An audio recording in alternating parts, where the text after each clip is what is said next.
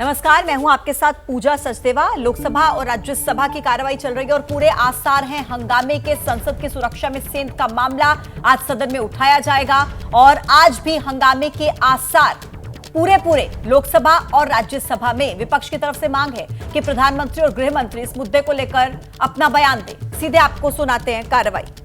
और सफल प्रवास की कामना करते हैं।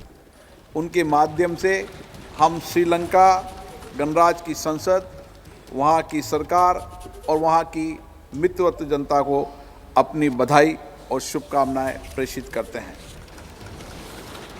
माननीय सदस्यगण, मैं सभा को कुवैत अमीर के निधन की सूचना देना चाहता हूँ। हम कुवैत के अमीर महामहिम शेख नवाब अल अहमद अल जफर अल सवा के दुखद निधन का संदेश प्राप्त हुआ है। शेख नवाब का कुवैत के विकास और समृद्धि में महत्वपूर्ण योगदान रहा है। उनके निधन से कुवैत ने एक महान राजनेता को खो दिया है। शेख नवाब के नेतृत्व में कुवैत के साथ भारत के घनिष्ठ और मैत्रीपूर्ण संबंध रहे हैं। कुवैत में रहने वाले भारतीय समुदाय के लोगों को भी उनकी कमी हमेशा महसूस होगी। इस कठिन समय में ये सभा कुवैत के शासक परिवार, नेताओं और कुवैत के नागरिकों के साथ एकजुटता के साथ, संवेदना के साथ खड़ी है। अब सभा दिवंगत आत्मा की स्मृति में कुछ देर मौन रहेगी।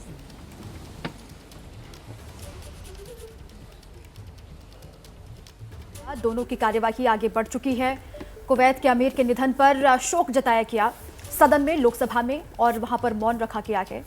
राज्यसभा की कार्यवाही भी आगे बढ़ चुकी है और संसद की सुरक्षा में चूक के मामले को लेकर हंगामा होने के पूरे आसार आज भी हैं। विपक्ष चूंकि इस पूरे के मामले को लेकर गृह मंत्री और प्रधानमंत्री मोदी से जवाब सदन के भीतर चाहता है और इसीलिए लगातार हंगामा भी किया जा रहा है। सुनिए जरा। निश्चित रूप से पूरे सदन में इस पर गहरी चिंता व्यक्त की थी और इस घटना को सामूहिक रूप से भी हमने चिंता व्यक्त भी की थी और भविष्य में घटना न घटे इसके लिए भी कार्य योजना बनाने की योजना बनाई थी। उसी दिन मैंने इस विषय पर सभी नेताओं के साथ विचार विमर्श किया था और कैसे हम संसद की सुरक्षा व्यवस्था को मजबूत कर सकते हैं, उसके लिए हमारे सभी दलों के नेताओं ने बहुत ही महत्वपूर्ण सुझाव दिए थे और मेरी कोशिश है कि उन कुछ सुझावों में से कुछ में अमल हुआ है, कुछ में आपके साथ बैठकर और हम अमल करेंगे और इस घटना की एक उच्च स्तरीय जांच हो, इसकी भी हमने योजना बनाई और उसकी जांच कमेटी बनाई और उसकी जांच शुरू हो गई है।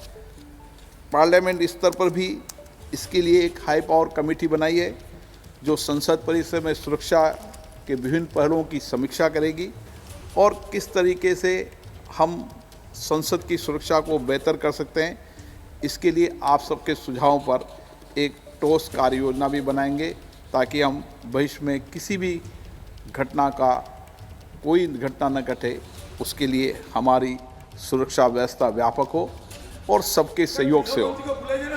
आप सभी भली भांति अवगत है कि हमारे सदन में पूर्व में भी ऐसी घटनाएं कई बार हो चुकी है। सदन के अंदर आगंतुक और पिस्तौल लाने वाली, नारेबाजी वाली और दर्शक में कूदने वाली, पर्चे फेंकने वाली घटनाएं पूर्व में भी हुई थी, लेकिन उन सब घटनाओं पर भी माननीय सदस्यों ने विशेष रूप से सामूहिकता से काम किया था। इस सदन में स्प्रे फेंकने जैसी घटना भी हुई, लेकिन हम सब ने ऐसी घटनाओं के विरोध में एक स्वर में एक साथ मिलकर दृढ़ संकल्प लिया था। आप सभी भली भांति परिचित हैं कि संसद की सुरक्षा का क्षेत्राधिकार संसद सचिवालय के अंतर्गत आता है, इसलिए सुरक्षा के विषय में जो भी कार्य योजना बनाएगी वह संसद बनाएगी। आपसे विचार विमर्श करके बनाएंगे और ठोस कार्य योजना बनाएंगे। पूर्व में भी ऐसी जब घटना घटी थी, जब तत्कालीन अध्यक्षों ने ही उस पर संज्ञान लिया था और उस घटना पर कार्रवाई की थी। ये दुर्भाग्यपूर्ण है कि हम इस घटनाओं को लेकर कुछ राजनीति कर रहे हैं। ये किसी भी तरह की राजनीति करने वाली घटनाएं नहीं है और इस घटना से कभी भी निलंबन जो माननीय सदस्यों है उस घटना से संबंध भी नहीं है। ये घटना अलग है और निलंबन का संबंध केवल संसद की गरिमा बनी रहे, उसकी प्रतिष्ठा बनी रहे, ये सबकी हमारी जिम्मेदारी है। मुझे दुख है, मैं कभी किसी माननीय सदस्य का निलंबन नहीं करना चाहता। मुझे बहुत व्यक्तिगत पीड़ा भी होती है कि जो मेरे माननीय सदस्य हैं उनका निलंबन करूं, लेकिन संसद की मर्यादा बनाए रखना, संसद की गरिमा बनाए रखना हम सबकी जिम्मेदारी है। विशेष रूप से आपकी भी उतनी जिम्मेदारी है और इसलिए संसद की परंपराओं परिपाटियों का श्रेष्ठ पालन हो। और जब नई संसद बनी थी तो हमने बैठकर सब दलों के नेताओं से चर्चा भी की थी कि हम तख्ती लेकर नहीं आएंगे, सदन की उच्च कोटि की गरिमा मर्यादा को बना के रखेंगे और किसी तरीके से हंगामा नहीं करेंगे। देश की जनता भी ऐसे आचरण को कतई पसंद नहीं करती है। इसलिए मेरा आपसे आग्रह है कि हम सब इस अपेक्षा के साथ कि ऐसी घटना न घटे और सदन के अंदर भी गरिमा बनी रहे, मर्यादा बनी रहे, ये हम सब की जिम्मेदारी है। और इसीलिए भविष्य में सदन की गरिमा सर्वोपरि है। लोकसभा अध्यक्ष के रूप में मेरा सदैव ये प्रयास रहा है कि सदन में सार्थक चर्चा हो, सकारात्मक चर्चा हो। सहमति असहमति हमारी लोकतंत्र की विशेषता है, लेकिन असहमति सकारात्मक हो और विरोध भी हो तो हम अपने शब्दों के अंदर विचारधारा के आधार पर विरोध करें। तख्तियाँ, नारेबाजी करना, बेल में आकर आसन के नज़दीक आना, ये सदन की गरिमा के अनुकूल नहीं है और देश की जनता भी इसको पसंद नहीं करती। इसलिए हम सब देश की प्रतिष्ठा को बढ़ाने के लिए, लोकतंत्र को मजबूत करने के लिए और व्यापक चर्चा संवाद के साथ देश की जनता का कल्याण कर सके, अंतिम व्यक्ति के जीवन में परिवर्तन ला सकें, इसके लिए मैं आपका सहयोग चाहता हूं। मैं चाहता हूं इस सदन में जो इसकी गरिमा रही है, बड़ी बड़ी घटनाओं पर सार्थक चर्चा हुई, संवाद हुआ है। मैं आपसे ये निवेदन करना चाहता हूं, राष्ट्र के हित में अपने कर्तव्य निभाने के लिए निष्ठा रूप से मुझे सहयोग करेंगे। पूर्व में भी आपका सहयोग मिला है, आप सहयोग करेंगे, सकारात्मक चर्चा करें, वाद विवाद करें। सदन आपका है, सदन में सबको बोलने का अधिकार है, लेकिन ये तख्तियाँ लेकर आना ये उचित नहीं है और देश की जनता भी इसको पसंद नहीं करती। मैं आपसे अपेक्षा करता हूँ कि आप सब सदन का सहयोग करेंगे, प्रश्नकाल को चलने देंगे। प्रश्नकाल के बाद आप कोई विषय हो तो मुझसे चर्चा करें, मैं आपकी हर समस्याओं का समाधान का रास्ता निकालूंगा। माननीय सदस्य, ये सदन आपका है। पूर्व में भी जब कभी सदन में घटनाएं घटी है तो ये क्षेत्राधिकार संसद सचिवालय का आता है। मैंने पूर्व में भी कहा था, अध्यक्ष होने के नाते मेरी जिम्मेदारी है कि सदन में सभी माननीय सदस्यों की सुरक्षा बनी रहे और इसके लिए आपसे बैठकर ही समीक्षा करेंगे। जो सुरक्षा के व्यापक इंतजाम है और व्यापक इंतजाम करेंगे। जहां सरकार का सहयोग लेना वहां सरकार का सहयोग भी लेंगे, लेकिन क्षेत्राधिकार हमेशा संसद का रहना चाहिए। आप भी इस मत के होंगे और इसलिए जो कुछ भी जिम्मेदारी है वो मेरी है, संसद सचिवालय की है। आपके हर चिंता का समाधान हम निकालेंगे। माननीय सदस्य प्लीज आसन पे विराजे हैं। मैं आपकी चिंताओं को समझता हूं, लेकिन ये चिंता सबकी है। जोशी जी बोलना चाहते हैं। माननीय सदस्यगण, मुझे सभा को सूचित करना है कि राजस्थान के नागौर निर्वाचन क्षेत्र से निर्वाचित श्री हनुमान बेनीवाल ने लोकसभा की अपनी सदस्यता से त्याग पत्र दे दिया है। मैंने 15 दिसंबर 2023 से उनके त्याग पत्र को स्वीकार कर लिया है।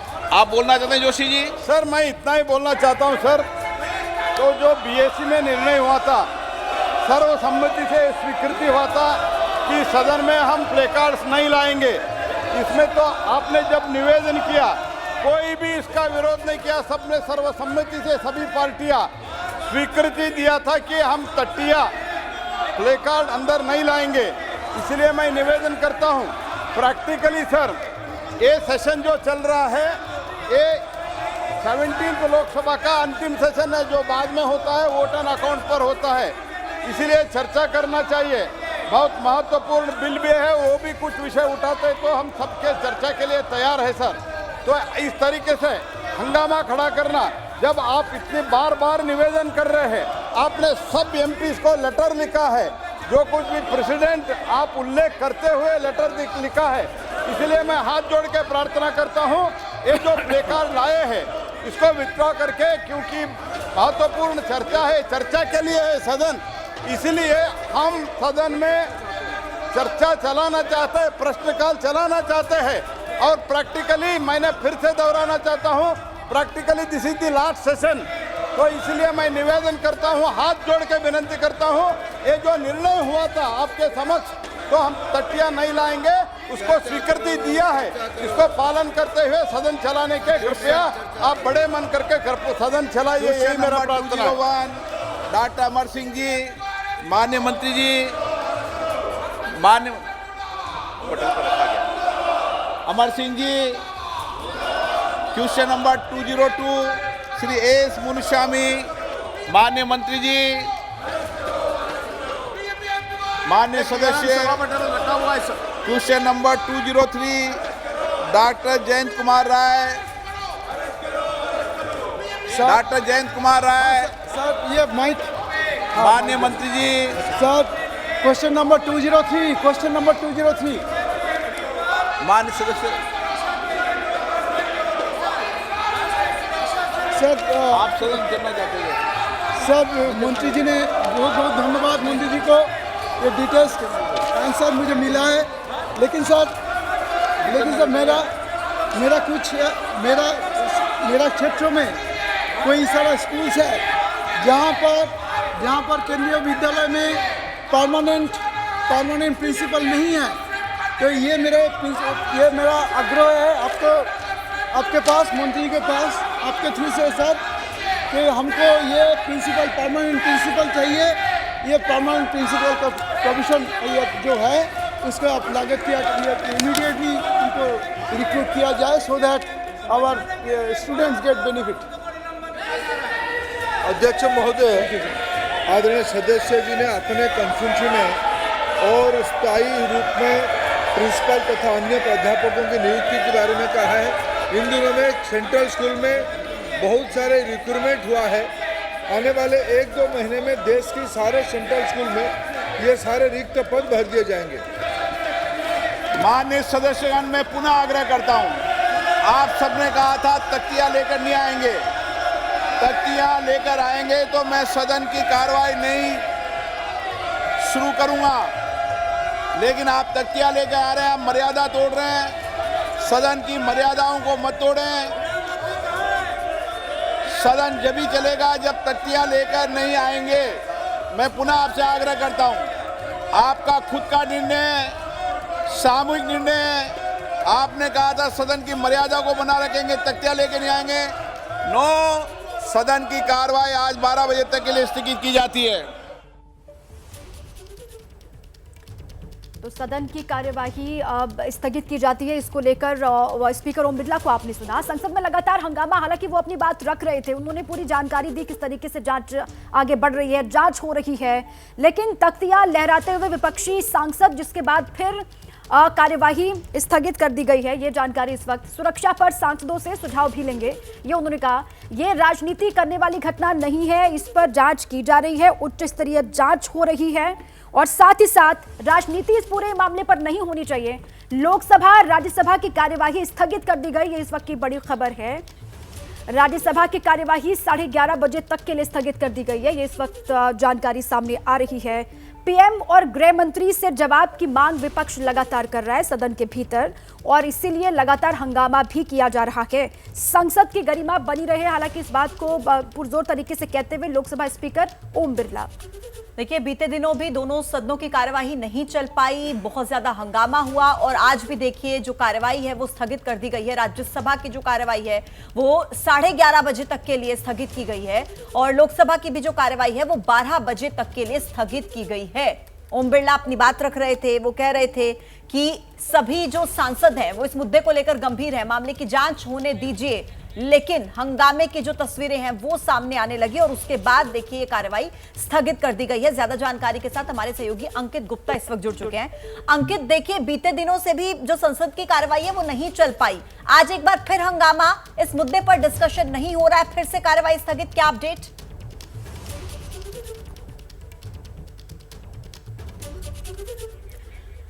अंकित का रुख करेंगे और उनसे और जानकारी हासिल करेंगे, लेकिन इस वक्त की बड़ी खबर यही है कि लोकसभा की कार्यवाही 12 बजे तक के लिए और राज्यसभा की कार्यवाही 11:30 बजे तक के लिए स्थगित कर दी गई है। संसद में सुरक्षा मामले में चूक को लेकर विपक्ष लगातार हमलावर और कार्यवाही जो चल रही थी वो राज्यसभा की 11:30 और लोकसभा की 12 बजे तक के लिए स्थगित कर दी गई है। बड़ी जानकारी यह है कि सदन की कार्रवाई स्थगित हो गई है, दोनों ही सदनों की। राज्यसभा की कार्रवाई 11:30 बजे तक के लिए, लोकसभा की कार्रवाई 12 बजे तक के लिए स्थगित कर दी गई है। जमकर हंगामा सदन में देखा गया, लोकसभा स्पीकर अपनी बात रख रहे थे संसद में चूक के मामले को लेकर, लेकिन इसी दौरान जमकर हंगामा हुआ और दोनों सदनों की कार्रवाई को स्थगित कर दिया गया। और देखिए, अधीर रंजन चौधरी ने कहा है कि प्रधानमंत्री और गृह मंत्री बाहर बयान दे रहे हैं तो सदन के अंदर बयान क्यों नहीं दे रहे हैं। वो बार बार इस बात को दोहरा रहे हैं कि दोनों ही सदनों में इसको लेकर चर्चा होनी चाहिए। इस वक्त मेरे साथ मौजूद हैं अधीर रंजन चौधरी। अधीर दा, आप लोग जो लगातार कह रहे हैं कि प्रधानमंत्री गृह मंत्री को सदन में बयान देना चाहिए, सरकार की तरफ से कहा जा रहा है जांच होने दीजिए, उसके बाद में बयान भी दिया जाएगा, तथ्य रखे जाएंगे। ये मुझे बड़ा दुख होते हैं कि हमारे इस सदन में पहले भी ये हमला हो चुके थे और उस समय हमारे गृह मंत्री लालकृष्ण आडवाणी जी थे। उस समय सदन में एक बार नहीं बार बार बारीकी से सारे जवाब दिए गए हैं और उन्हीं के पद पे आज आए हैं हमारे गृह मंत्री अमित शाह जी और चुप्पी साधे रहे। प्रधानमंत्री जी को इतने दिन गुजारने के बाद अब अवसर मिले चुप्पी तोड़ने की, तो किसी ने चुप्पी साधे हुए हैं और टीवी में जाकर अपने बयानबाजी करते हैं। जब सदन चलता रहते हैं तो नियमों के मुताबिक बाहर नहीं सदन के अंदर बात रखना चाहिए। रोजाना हमें पाठ पढ़ाए जा रहे हैं, क्या करना उचित क्या करना नहीं उचित, बहुत सारे पाठ पढ़ाए जा रहे हैं, लेकिन जिन्होंने सत्ता की सर पे बैठे हुए हैं उन्हीं लोगों ने नियमों की उल्लंघन करते हैं रोजाना। सरकार कह रही है कि जांच होगी, सरकार की बात नहीं भाई, प्रधानमंत्री गृह मंत्री जब इतने बड़े घटना घटी इसका मामूलीकरण किए जा रहे हैं और ये मामूलीकरण करते हुए बाहर जाके टीवी में बैठ के ये बयानबाजी करते हैं, भाषण देते हैं। सदन के अंदर आने में उनको कौन रोका? हम तो चाहते हैं कि सदन के अंदर आके बात रखा जाए, यही नियम होते हैं, यही हमारे सदन की परंपरा है, जो परंपरा अटल बिहारी वाजपेयी लालकृष्ण आडवाणी जी ने पालन किए थे। तो अधीर रंजन चौधरी को आपने सुना, वो यही बात दोहराते हुए कि आखिर सदन के भीतर गृह मंत्री और प्रधानमंत्री मोदी बयान क्यों नहीं दे रहे हैं और इसी मसले को लेकर हंगामा हुआ, उसके बाद दोनों ही सदनों की कार्यवाही स्थगित हो गई है।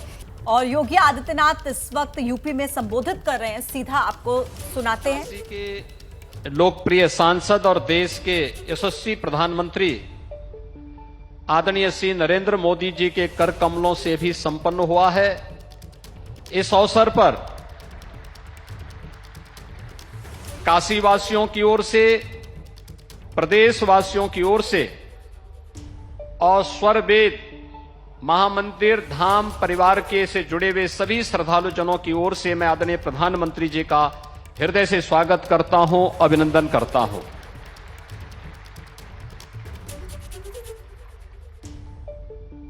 स्वरवेद महामंदिर सदगुरु सदाफल देव जी महाराज की पुण्य स्मृतियों को समर्पित है। 100 वर्ष पहले उन्होंने विहंगम योग की जिस साधना के लिए संत समाज की स्थापना की थी, शताब्दी वर्ष का एक कार्यक्रम विहंगम योग संत समाज का प्रारंभ हुआ है और इससे सुखद अनुभूति और क्या हो सकती है कि दुनिया के सबसे लोकप्रिय नेता जिन्होंने भारत को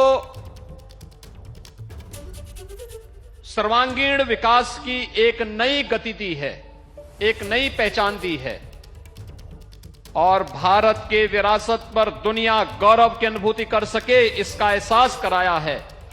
आज ऐसे यशस्वी प्रधानमंत्री जी के कर कमलों से मंदिर का, इस धाम का लोकार्पण का कार्यक्रम संपन्न हुआ है। आप सभी श्रद्धालु जनों को मैं इस अवसर पर हृदय से बधाई देता हूं, अपनी शुभकामनाएं देता हूं। भाइयों बहनों, हम सबका सौभाग्य है जब एक संत की साधना मूर्त रूप लेती है तो इस प्रकार का एक धाम बनकर के तैयार होता है।